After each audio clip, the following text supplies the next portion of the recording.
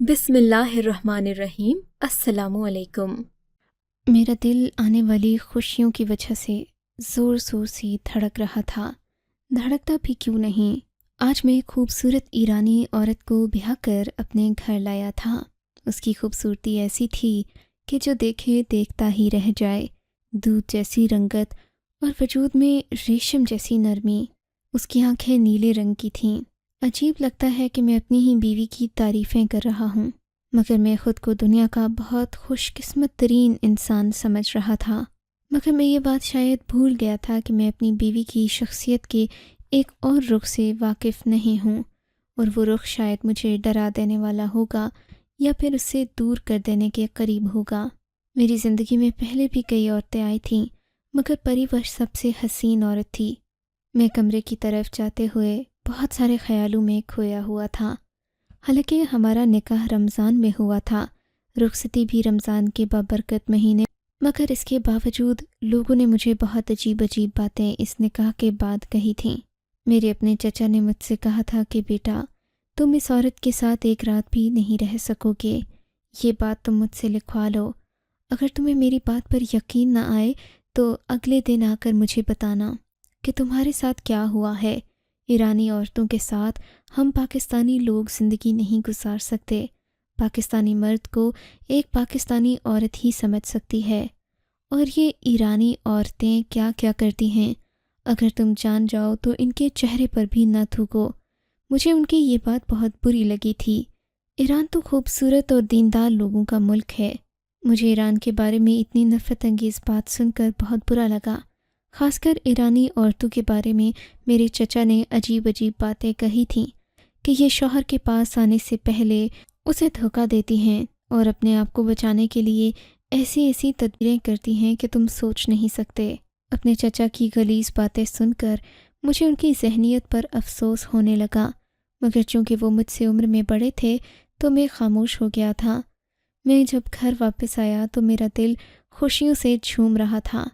میں پریوش کے پاس جانے کے لیے بے چین تھا۔ میں نے کمرے کا دروازہ کھولا۔ مجھے امید تھی کہ میری بیوی گھونگھٹ میں اپنا چہرہ چھپائے میرا انتظار کر رہی ہوگی، مجھے سلام کرے گی، میرا شکریہ ادا کرے گی، کیونکہ میں نے اسے بڑی مشکلوں سے حاصل کیا تھا۔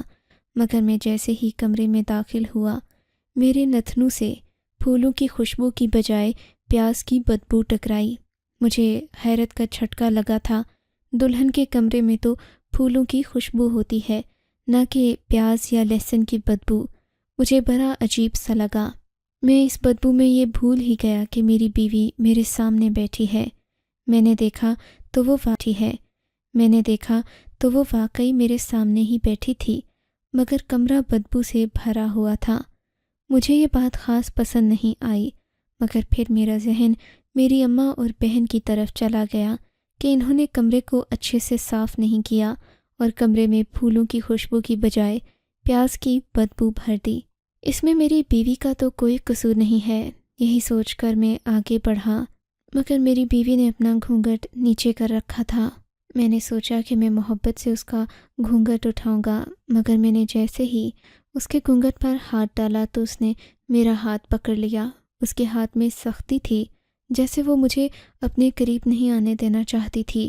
مجھے یہ بات بڑی عجیب لگی تھی کہ کوئی عورت اپنے شوہر کو اپنے پاس آنے سے کیوں روکے گی، جبکہ وہ بھی ان کی شادی کا پہلا دن ہو۔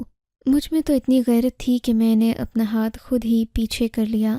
اس سے یہ تک نہیں پوچھا کہ تم نے میرا ہاتھ کیوں پکڑا ہے۔ میں اپنے کمرے سے باہر آنے لگا تھا۔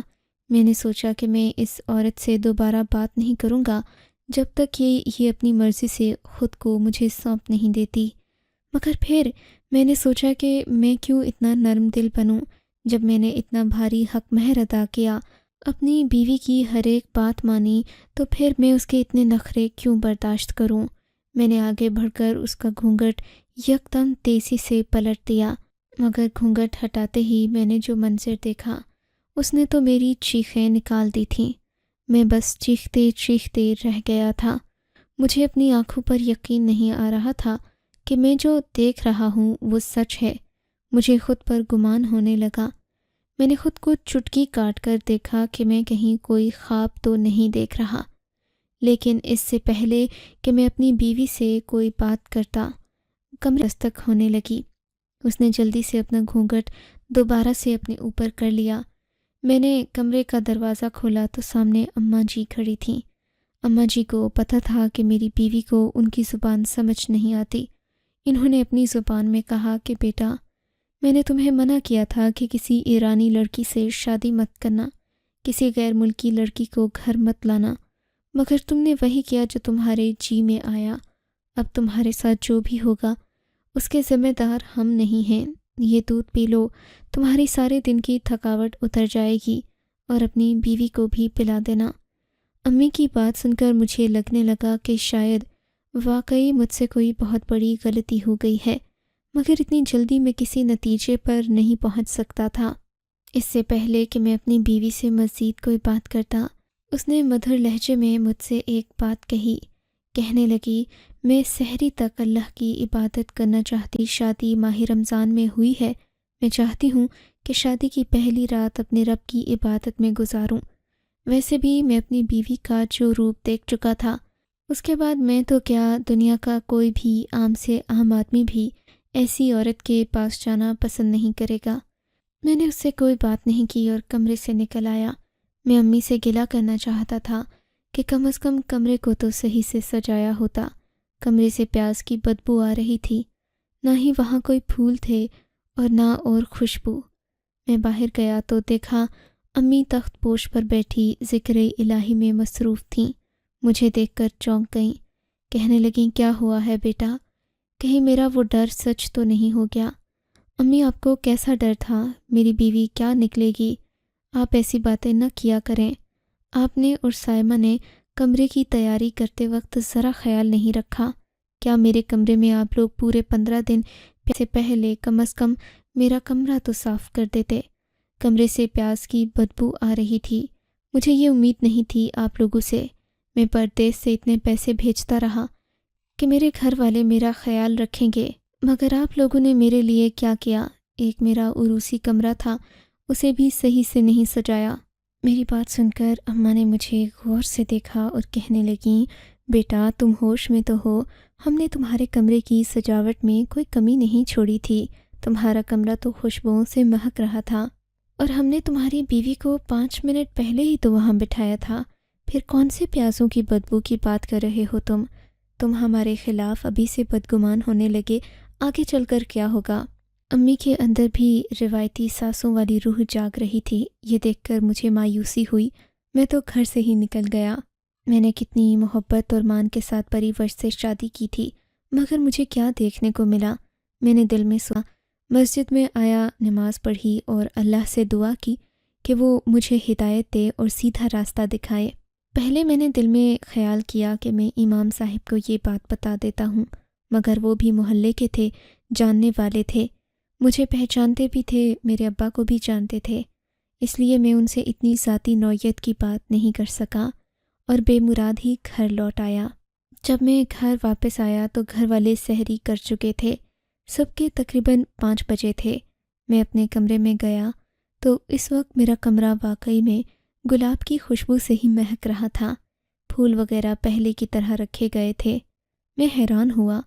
مجھے اپنی ماں پر بھی شک ہونے لگا کہ کہیں وہ مجھ سے جھوٹ تو نہیں بول رہی، کہیں یہ سب کچھ انہوں نے تو نہیں کیا، جان بوجھ کر نہ کیا ہو کہ میں اپنی بیوی سے دور ہو جاؤں۔ اس وقت تو پریورش بھی سو رہی تھی، میں اس سے بھی یہ بات نہیں پوچھ سکتا تھا۔ اپنے ذہن میں سوال لی تھی، میں اس سے بھی یہ بات نہیں پوچھ سکتا تھا۔ اپنے ذہن میں سوال لیے میں بستر پر لیٹ گیا۔ پچھلے دن کا جاگا ہوا تھا، شادی کی مصروفیات نے تھکا دیا تھا۔ بستر پر لیٹتے ہی مجھے نیند آ گئی۔ جب میری آنکھ کھلی تو دن کے 2 بج رہے تھے۔ میرے ذہن میں خیال آیا کہ آج تو میں اپنی بیوی سے باتیں کروں گا، پچھلے دن کی بھی ساری باتیں اس سے پوچھوں گا کہ اس نے میرے ساتھ ایسا کیوں کیا، مگر اس بات کا موقع نہیں آیا۔ افطاری کے بعد جب میں اپنے کمرے میں داخل ہوا تو سامنے کے منظر نے مجھے حیران کر دیا۔ میری بیوی نے اپنے بال کھول رکھے تھے، اتنے حسین، چمکدار اور ملائم بال میں نے کسی عورت کے نہیں دیکھے۔ میرا دل چاہا کہ اس کی ریشمی زلفوں میں ہمیشہ کے لیے کھو جاؤں۔ آج میں نے بنا کسی تکلف کے اپنی ساری چاہتیں اپنی بیوی پر لٹا دیں۔ مجھے اس کی خوبصورتی نے مخمور کر دیا تھا۔ میں نے اس سے پوچھا کہ تم نے مجھ پر کوئی جادو تو نہیں کر دیا کہ بس میں کل تھکی ہوئی تھی اس لیے آپ کو وقت نہیں دے پائی۔ آج سے ہماری زندگی باقاعدہ شروع ہو گئی ہے۔ ہم پیار محبت کے ساتھ یوں ہی رہیں گے اور ہماری زندگی کیسے کٹے گی آپ کو سمجھ بھی نہیں آئے گی۔ میری بیوی کے چہرے پر ایک عجیب سی مسکراہٹ تھی، ایک فاتحانہ مسکراہٹ، جیسے اس نے بہت بڑا کارنامہ سر انجام دے دیا ہو۔ میں اپنی بیوی سے اتنا خوش تھا کہ میرا اپنے کمرے سے باہر جانے کو جی نہیں چاہا۔ میں بار بار اس سے باتیں کرتا، اس کے ہاتھ پکڑتا تو کبھی اس کے بالوں سے کھیلتا۔ میرا والہانہ پن ایسا تھا جیسے مجھے کوئی حور مل گئی ہو۔ سچ پوچھیں تو میری بیوی واقعی میں بے حد حسین تھی۔ رات کے تقریباً 2 بج گئے تھے، سحری کا وقت قریب آ گیا۔ سحری کا وقت قریب آتے ہی میری بیوی بے چین ہونے لگی۔ مجھے اس کی بے چینی کی سمجھ نہیں آئی۔ سحری میں تقریباً 1.5 گھنٹہ باقی تھا جب وہ مجھ سے لگی، بولی کہ اصغر آپ سو کیوں نہیں جاتے، تھوڑی دیر آنکھ لگا لیں، پھر سحری میں بھی تو اٹھنا ہے۔ میں نے کہا پریوش ابھی تو ہم جاگ رہے ہیں، 1.5 گھنٹے میں سحری کر کے سو جائیں گے، مگر پریوش بضد تھی کہ ہمیں سونا چاہیے۔ میں اتنی حسین بیوی کی بات کو بھلا کیسے ٹھکرا سکتا تھا؟ میں نے کہا چلو ٹھیک ہے ہم سو جاتے ہیں۔ میں نے آنکھیں موند لیں اور واقعی مجھے نیند بھی آ گئی۔ کب میں نیند کی وادی میں کھو گیا مجھے سمجھ نہیں آئی۔ جب میری آنکھ کھلی تو تقریباً آدھا گھنٹہ گزر چکا تھا۔ کیونکہ مجھے وقتی تھکن ہو گئی تھی میں سونا نہیں چاہتا تھا، مگر جیسے ہی میری آنکھ کھلی تو میں نے دیکھا میری بیوی کمرے میں نہیں تھی۔ یہ دیکھ کر مجھے عجیب سا لگا تھا۔ اس نے تو مجھے خود ہی کہا تھا کہ ہم دونوں سو جاتے ہیں، سحری کے لیے دوبارہ اٹھیں گے، مگر وہ کمرے میں نہیں تھی۔ میں نے اسے باتھ روم میں بھی دیکھ لیا مگر وہ وہاں بھی نہیں تھی۔ تبھی میری نظر دروازے پر پڑی۔ دروازہ بند نہیں کھلا ہوا تھا۔ میں سمجھ گیا کہ وہ باہر گئی ہے۔ مجھے خوشی ہوئی کہ وہ میری والدہ اور میری بہن سے بات کرنے باہر گئی ہے۔ میں نے سوچا کہ میں جا کر امی سے پوچھتا ہوں، وہ بھی خوش ہوں گی کہ ان کی بہو صبح صبح اٹھ کر ان کے پاس آئی ہے۔ مگر جب میں کچن میں گیا تو میری بیوی وہاں نہیں تھی۔ یہ دیکھ کر مجھے بہت عجیب لگا۔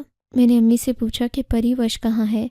امی نے لا علمی کا اظہار کیا، کہنے لگیں بیٹا مجھے کیا پتا، تم لوگ تو پورا دن کمرے سے ہی باہر نہیں آئے، ابھی اٹھ کر مجھ سے اپنی بیوی کے بارے میں پوچھ رہے ہو، اس کے بارے میں تمہیں پتہ ہونا چاہیے۔ امی کا غصہ دیکھ کر میں ڈر گیا۔ دوسرا سوال میں نے ان سے نہیں کیا۔ میں اپنی بہن کے کمرے میں گیا، میری بیوی وہاں بھی نہیں تھی۔ میں نے آخر پورا گھر ڈھونڈ لیا مگر وہ مجھے کہیں نظر نہیں آئی۔ تبھی میری نظر اسٹور پر، میں وہاں چلا گیا۔ اسٹور کا دروازہ بھی کھلا ہوا تھا اور روشنی بھی چل رہی تھی۔ میں نے دیکھا کہ اسٹور میں بھی پیاز کی بدبو پھیلی ہوئی تھی۔ ایسے لگ رہا تھا جیسے کہ کوئی ابھی ابھی یہاں سے پیاز کاٹ کے نکلا ہے۔ پیاز کے چھلکے بھی پڑے ہوئے تھے۔ میں نے امی سے آ کر پوچھا کہ کیا آپ نے ابھی سالن بنایا ہے؟ امی نے نفی میں سر ہلا دیا، انہوں نے تو پیاز کو ہاتھ بھی نہیں لگایا تھا۔ میں فٹافٹ اپنے کمرے میں گیا۔ میری بیوی مجھے اچانک اپنے سامنے دیکھ کر چونک سی گئی، کہنے لگی آپ کہاں تھے؟ میں نے کہا میں تو تمہیں ڈھونڈ رہا تھا، تم کہاں چلی گئی تھی؟ میری بات سن کر وہ ہنسنے لگی، بولی کہ عجیب بات ہے، آپ مجھے ڈھونڈ رہے تھے اور میں آپ کو ڈھونڈنے کمرے سے نکلی تھی، مگر میں تو تمہارے بعد آیا تھا، یہ بات تمہیں اچھے سے پتہ ہے۔ میری اس بات پر وہ لاجواب ہو گئی اور کچھ نہیں بولی۔ میں نے سوچ لیا تھا کہ میں اپنی بیوی کی حقیقت آشکار کر کے رہوں گا۔ پتہ نہیں وہ مجھ سے کیا چھپا رہی تھی، میں جب بھی آتا وہ گھبرا جاتی۔ ہم لوگوں نے سحری اچھے ماحول میں کی، مگر ایک بات جو مجھے تنگ کر رہی تھی، بار بار بے چین کر رہی تھی، وہ یہ تھی کہ میری والدہ بار بار پریوش کو سر سے پاؤں تک غور سے دیکھ رہی تھیں۔ لگتا تھا کہ انہیں بھی پریوش پر کسی بات کی وجہ سے شک ہے، مگر وہ کون سی بات تھی جو میری ماں کو بے چین کر رہی تھی؟ یہ تو میری سمجھ سے باہر تھا۔ پریوش اٹھ کر اپنے کمرے میں چلی گئی تو میں نے اماں سے پوچھا، کیا بات ہے اماں؟ آپ اسے ایسے گھور رہی تھیں جیسے کہ وہ کوئی چور اور ڈاکو ہے، آپ کو میری بیوی اچھی نہیں لگی کیا؟ نہیں بیٹا، میں تو ایسا کچھ نہیں کہہ رہی، بس میں اپنی کسی پریشانی میں تھی۔ ایسی کیا پریشانی ہو گئی اماں؟ میں نے سوال کیا تو امی نے بھی مجھے عجیب بات بتائی۔ بیٹا میں تو پریشان اس لیے ہوں کہ بہو کے قدم مبارک نہیں ثابت ہوئے۔ امی کی اس بات سے مجھے دل میں تو بہت غصہ آیا، مگر پرسکون رہتے ہوئے میں نے ان سے پوچھا، امی آپ ایسی بات کیوں کر رہی ہیں؟ کیا ثبوت ہے آپ کے پاس کہ اس کے قدم اس گھر کے لیے مبارک نہیں ہیں؟ بیٹا میں خود سے بات تھوڑی نہ کر رہی ہوں، میں نے جو دیکھا ہے میں وہی کہوں گی۔ تمہیں یہ باتیں نظر نہیں آتی، مگر میں تمہیں بتاتی ہوں کہ اصل میں ہوا کیا ہے۔ تمہارے آنے سے پہلے گھر میں شادی کے انتظامات کرنے تھے، پھر رمضان میں پکوڑے اور فروٹ چاٹ بھی بہت زیادہ بنتی ہے، اسی لیے میں نے 20 کلو پیاز لایا تھا گھر میں، مگر جانتے ہو اس سارے کا سارا پیاز بیٹا غائب ہو گیا ہے۔ مجھے تو یہ سمجھ نہیں آتی کہ چلو 20 کلو میں سے 5 کلو پیاز ہم نے استعمال کیا تھا، باقی کا 15 کلو پیاز کدھر گیا؟ جن کھا گئے؟ کیا ہو گیا ہے؟ اتنی بے برکتی تو ہمارے گھر میں کبھی نہیں ہوئی۔ اماں کی بات سن کر میرے ذہن میں بھی کافی سارے سوال اٹھنے لگے۔ پیاز شادی کی پہلی رات جو منظر میں نے دیکھا تھا وہ بھلانا ناممکن تھا، وہ کبھی میرے ذہن سے گیا نہیں تھا۔ سوچا کہ آج اپنی بیوی سے کھل کے اس معاملے میں بات کرتا ہوں، مگر میں جب کمرے میں گیا تو وہ سو چکی تھی۔ دن تو آنکھ مچولی کی طرح کٹنے لگے، دن بھی یوں ہی گزر گیا۔ افطاری کے بعد جب میں دوبارہ اس کے پاس آیا تو اسے دیکھتے ہی سارے سوال جواب بھول گیا تھا۔ وہ اتنی قاتل حسینہ لگ رہی تھی کہ اسے دیکھنے کے بعد مجھے کچھ یاد نہیں رہا۔ میرا جی چاہا کہ میں ساری باتیں بھلا دوں اور میں نے ایسا ہی کیا، مگر مائیں کب بھولتی ہیں ایسی باتیں۔ رات کے 12 بجے جب میں کمرے سے باہر آیا، میں نے اماں سے سحری کے بارے میں پوچھا تو کہنے لگیں، بیٹا پہلے تو صرف پیاز غائب ہو رہے تھے، اب چاولوں کی بھی شامت آ گئی ہے۔ گھر میں 2 کلو چاول پڑے تھے، اس میں سے تقریباً 1 پاؤ چاول غائب ہیں۔ وہ میں نے الگ سے رکھے تھے کہ میں بہو رانی سے کھیر بنواؤں گی، مگر وہ بھگوئے ہوئے چاول کچن سے ایسے غائب ہوئے جیسے گدھے کے سر سے سینگ غائب ہوتے ہیں۔ بیٹا اب تم ہی بتاؤ کہ میں تم سے شکایت نہ کروں تو کس سے کروں؟ گھر میں تو ایک تمہاری بیوی ہی نئی آئی ہے، میں اس پر شک نہیں کر رہی بیٹا، لیکن پتہ نہیں اس نے تم پر کیا جادو کر دیا ہے کہ تم تو کمرے سے بھی باہر نہیں آتے، تمہیں کوئی بات نظر نہیں آ رہی، تمہاری آنکھوں پر تو پٹی بندھ گئی ہے۔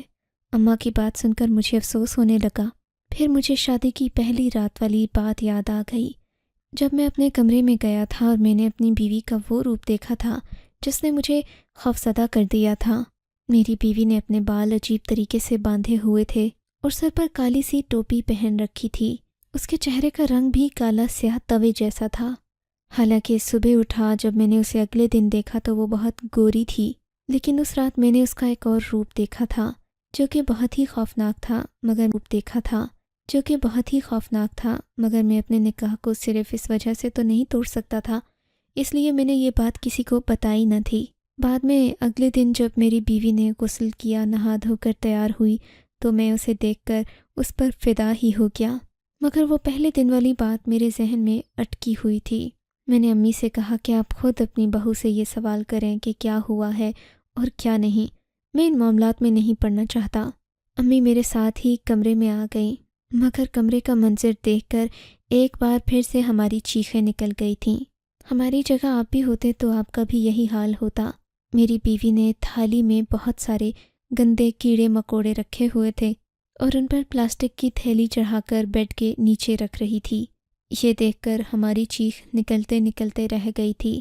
میں نے اپنی بیوی سے اشارتاً سوال کیا کہ یہ کیا ہے، تو وہ بھی گھبرا گئی۔ اماں نے تو اسے منہ پر سنانا شروع کر دیں کہ مجھے اسے روتا دیکھ کر ترس سا آ گیا۔ سوچا کہ ایک بار غلط فہمی دور کر لی جائے۔ میں اس سے پوچھنے لگا کہ تم اتنے دنوں سے یہ کیا ڈرامہ رچا رہی ہو؟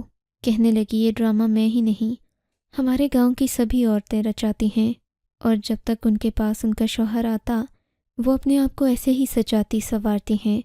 ان کیڑے مکوڑوں سے، میں نے اس سے نفرت بھرے لہجے میں سوال کیا، یہ آپ کو کیڑے مکوڑے لگ رہے ہیں، مگر ان کے اندر دراصل حسن کو بڑھانے والی خوبیاں ہوتی ہیں، انہیں میں اپنے چہرے پر رکھوں گی تو یہ ساری مردہ جلد کھا جائیں گے۔ پیاز کا رس میں بالوں پر لگاتی ہوں اور چاول کا پانی چہرے پر۔ یہ اتنی بڑی بات تو نہیں کہ آپ اتنا بھڑک رہے ہیں، ہم دونوں کے درمیان کافی سارے فرق حائل ہیں اور یہ انہی میں سے ایک ہے۔ ہم اسے کوئی بہت بڑی بات نہیں سمجھتے۔ آپ کو تو خوش ہونا چاہیے کہ آپ کی بیوی آپ کا اتنا خیال کرتی ہے کہ جب آپ اسے دیکھیں تو وہ اتنا خیال کرتی ہے کہ جب آپ اسے دیکھیں تو وہ ہمیشہ کھلی کھلی نکھری نکھری رہے۔ میں پری وش کی یہ بات سن کر چپ ہو گیا تھا۔ بلا شبہ وہ پری جیسی یوں ہی نہیں تھی، اپنا خیال رکھنے کی وجہ سے تھی۔ اماں نے بھی آہستہ آہستہ ان باتوں کو قبول کر لیا، بلکہ اب تو میرے خاندان کی کئی عورتیں پری وش کے راستے پر ہی چل رہی ہیں، کیونکہ انہیں بھی سمجھ آ گیا ہے کہ ایرانی عورتوں کی طرح شوہر کو اپنا گرویدہ بنانے کا طریقہ حسن ہے، نہ کہ بلا وجہ۔ آپ کو اگر یہ کہانی اچھی لگی ہے تو اس ویڈیو کو لائک کیجیے اور اس طرح کی مزید کہانیاں سننے کے لیے ہمارے چینل کو ضرور سبسکرائب کیجیے۔ کہانی سننے کا شکریہ۔ آپ سے ملاقات ہوگی اگلی ویڈیو میں، تب تک کے لیے اللہ حافظ۔